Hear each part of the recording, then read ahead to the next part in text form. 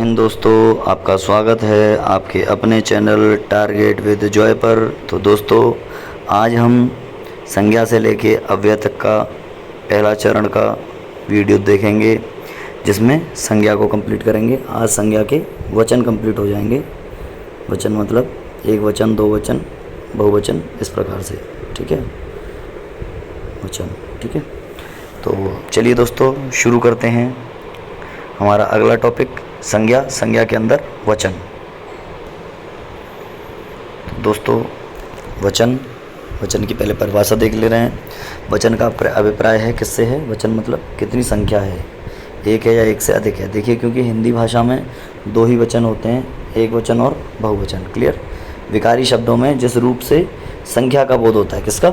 संख्या का बोध होता है, उसे क्या कहते हैं? उसे कहते हैं हम वचन। विकारी से जो विकारी शब्द होते हैं, जिनमें मतलब विकार उत्पन्न होता है, लिंग वचन और कारक की वजह से ही तो होता है। तो हमने देखिए लिंग पढ़ लिया, अब हम वचन और कारक पढ़ेंगे। वचन और कारक पढ़ेंगे। तो चलिए वचन को आगे डिस्कस करते हैं। तो देखिए, हिंदी भाषा में केवल दो ही वचन होते हैं, जैसा कि लिखा हुआ है, एक वचन और बहुवचन। संस्कृत भाषा में तीन वचन होते हैं और अंग्रेजी भाषा में चार वचन होते हैं। ये बात आप ध्यान रखिएगा, कभी कभी एग्जाम्स में पूछ लेता है। ठीक है, तो चलिए शुरू करते हैं। एक बार फिर से बीच में कुछ डिस्टर्बेंस क्रिएट हो गया था, तो चलिए दोस्तों शुरू कर लेते हैं। तो इसमें हिंदी में एक वचन और बहुवचन दो ही होते हैं। ठीक है, संस्कृत में तीन होते हैं और अंग्रेजी में चार होते हैं। क्लियर। चलिए दोस्तों आगे बढ़ते हैं। तो अगला है हमारा एक वचन, उसको डिस्कस करते हैं। तो एक वचन में है वे शब्द। एक वचन में हम उन शब्दों को लेते हैं जिनका क्या होता है, किसी एक संख्या का बोध कराते हैं। किसका बोध कराते हैं? एक संख्या का बोध कराते हैं। जैसे बालक, घोड़ा, किताब, मेज, ये सब सिंगुलर हैं, एक हैं, एक से अधिक नहीं है। ठीक है। दूसरा होता है बहुवचन। बहुवचन मतलब जो एक से अधिक का बोध कराए, जो एक से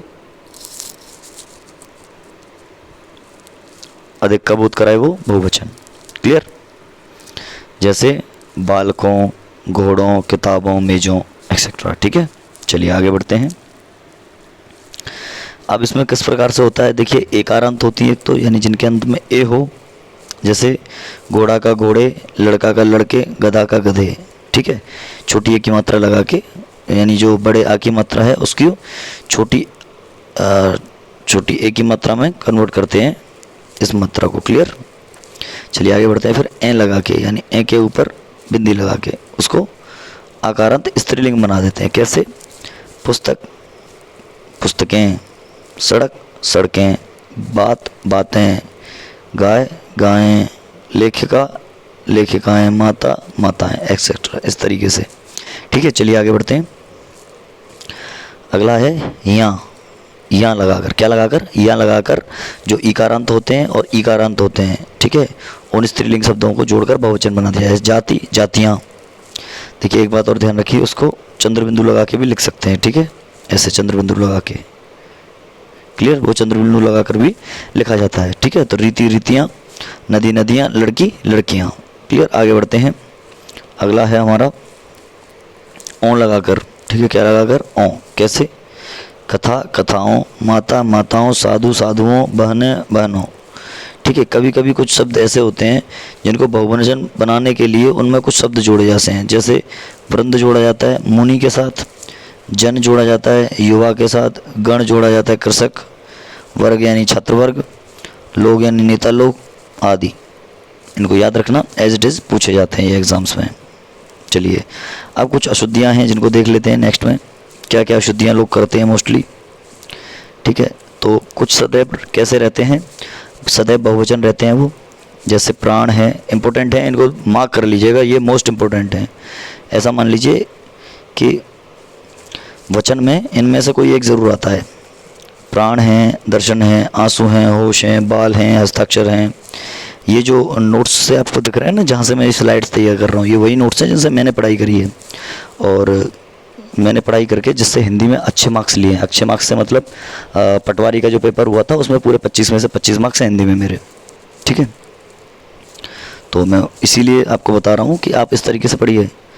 और जिन लोगों को ऐसा लगता है कि मैं झूठ बोल रहा हूँ, तो भैया सच आपको कैसे यकीन दिलाया जाए, इसकी मेरे को कोई ज़िम्मेदारी नहीं है। आप लोग को अगर पढ़ना है पढ़िए, मौज लेनी है मौज लीजिए, क्योंकि आज आप ज़िंदगी से मौज ले रहे हैं, फिर ज़िंदगी आपसे मौज ले लेगी। तो आप डिसाइड कर लो, आपको ज़िंदगी से मौज लेनी है या आपको ज़िंदगी आपसे मौज ले ले। तो वही है। तो क्या कोई कह रहा है क्या नहीं कह रहा है, इस बात को ना सोचकर आप लोगों को ये सोचना चाहिए कि कौन हमारे भले की कह रहा है, बस। ठीक है, जो आपको पढ़ा रहा है उसका क्या हो रहा है, वो क्या कर रहा है, उससे आपको कोई लेना देना नहीं है। आपको उससे लेना देना है, अगर वो आपको अच्छा पढ़ा रहा है, अच्छा कंटेंट दे रहा है तो पढ़ें। ठीक है, चलिए आगे बढ़ते हैं। मेरे प्राण छटपटाने लगे, बहुवचन है। दर्शन बहुवचन, आंसू बहुवचन, उसके बाद में होश बहुवचन, बाल, हस्ताक्षर, ये सारे क्या हैं, बहुवचन हैं। कुछ लोग समझ लेते हैं कि ऐसे शब्द जैसे प्राण, दर्शन, आंसू आदि बहुवचन नहीं होता, लेकिन ऐसा नहीं है। यहाँ लिखा है कि इन शब्दों को बहुवचन में प्रयोग होता है। ठीक है, इसका अर्थ ये नहीं है कि इनका बहुवचन नहीं होता, इनका भी बहुवचन होता है, बट ये बहुवचन की तरह प्रयोग होते हैं। तो न इनका मतलब ये है कि शब्दों का प्रयोग बहुवचन में होता है, इनके शब्दों का प्रयोग बहुवचन की तरह से होता है, ये बहुवचन नहीं होते हैं अपने आप में। दोनों अलग अलग बातें हैं, इनका ध्यान रखिएगा। एक तो होता है कोई बहुवचन होता है, एक वो उसका प्रयोग इस तरीके से किया जाता है कि वो बहुवचन है। ठीक है, जैसे आप लोग आ गए। ठीक है, अब ये आप जो शब्द है, आप, ये बहुत सारे लोगों के लिए भी किया जाता है, और अपने से बड़ा कोई एक व्यक्ति है उसके लिए भी किया जाता है। तो जब अपने से बड़ा कोई एक व्यक्ति होता है उसके लिए किया जाता है तो ये सिंगुलर रहता है, एक वचन, और बहुत लोगों के लिए क्या आता है तो ये बहुवचन बन जाता है। ठीक है, तो ऐसा ही सीन है इनका भी कुछ। जैसे कि अगर दर्शन जो है, दर्शन क्योंकि है तो सिंगुलर, लेकिन वर्ड वो प्लूरल है, शब्द प्लूरल है, उसका अर्थ सिंगुलर है। ठीक है, जैसे अपने प्राणों को बलिदान कर दिया आज़ादी के दीवानों ने। ठीक है, तो अब प्राणों को मतलब कई सारे प्राण हुए ना, उसके प्राण, इसके प्राण, उसके प्राण, ऐसे। चलो आगे बढ़ते हैं। कुछ शब्द ऐसे हैं जो हमेशा एक वचन रहते हैं, जैसे माल, माल एक वचन होता है। जनता एक वचन। सामान, सामग्री, सेना। देखिए, जो कलेक्टिव नाउन होते हैं, समूहवाचक, कौन से वाचक, समूहवाचक। ठीक है, वो सारे मोस्टली सिंगुलर ही होते हैं। क्लियर? जब वो समूह में रह के ना काम करें, अलग अलग भाग हैं, तो वो प्लूरल हो जाते हैं, अदरवाइज सिंगुलर ही रहते हैं, यानी एक वचन। चलिए आगे। कुछ आदरणीय लोगों के लिए इस्तेमाल किया जाता है, कैसे? पिताजी, तुलसी, तुलसीदास श्रेष्ठ कवि थे। ठीक है ना, और एक आप शब्द ये देखिए, बोला था अभी मैंने। चलिए आगे बढ़ते हैं। अनेकों शब्द जो है इसका प्रयोग गलत है। क्यों? क्योंकि अनेक तो अपने आप में ही बहुवचन है। क्लियर? जैसे वहाँ अनेक लोग थे, ये सही है। गलत कौन सा? ये वाला, अनेकों लोग थे। ठीक है, एक और देख लेते हैं। बाग में अनेक वृक्ष थे, ये सही है, अनेकों सही नहीं है। क्लियर? चलिए आगे बढ़ते हैं। बस ये आपका वचन कंप्लीट। अब आ गया कारक। कारक में क्या होता है? विभक्ति चिन्ह होते हैं। चलिए देख लेते हैं। संज्ञा सर्वनाम को वाक्यों के अन्य पदों से जोड़ने के लिए जिन पदों की जरूरत पड़ती है वो क्या कहलाते हैं? कारक कहलाते हैं। जैसे राम ने, यानी कर्ता ने, रावण को, कर्म को, बाण से, के द्वारा मारा। ठीक है, इसमें 3 विभक्ति छुपी हुई हैं। क्लियर? तो रावण इसमें क्या है? कर्म, वही बताया था। राम क्या है? कर्ता। और कारण क्या है? करण तत्पुरुष हो गया, जिसकी वजह से क्रिया हुई है संपन्न। चलिए आगे बढ़ते हैं।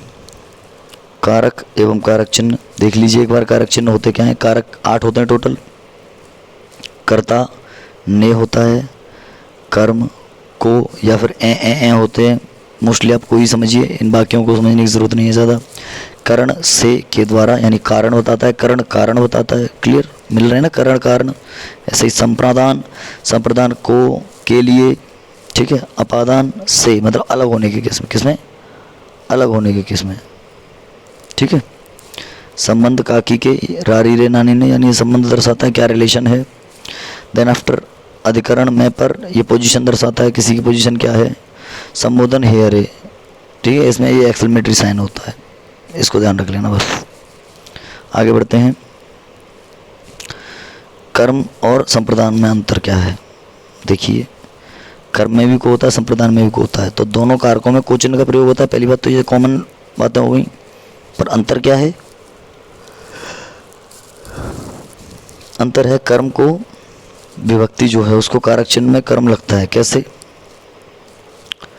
और उसका कर्म के ऊपर प्रभाव पड़ता है पूरा। और जो संप्रदान कारक होता है उसका विभक्ति चिन्ह भी को लगता है, ठीक है, उसका प्रभाव सेंटेंस के दूसरी जगह पड़ता है। जैसे एक उदाहरण के तौर पर समझिए, राम ने श्याम को मारा, तो कर्ता ने कर्म को मारा, ठीक है। राम ने श्याम को किताब दी, कर्ता ने कर्म को किताब दी, यानी के लिए किताब दी, को के लिए। तो ये वाला जो को है इसका मतलब होता है के लिए, और उस वाले को का मतलब होता है को, ठीक है।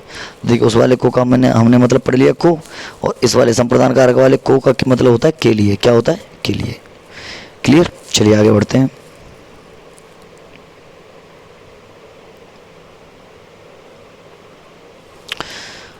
अब देखिए मैं ये आपको बता चुका हूँ, ये पूरी इतनी राम कथा लिखी हुई है, इसकी ज़रूरत नहीं है। जैसे श्याम के लिए यानी को के लिए, यानी मोहन श्याम को पुस्तक देता है, श्याम के लिए दे रहा है ना पुस्तक वो, ठीक है, कोई दिक्कत नहीं।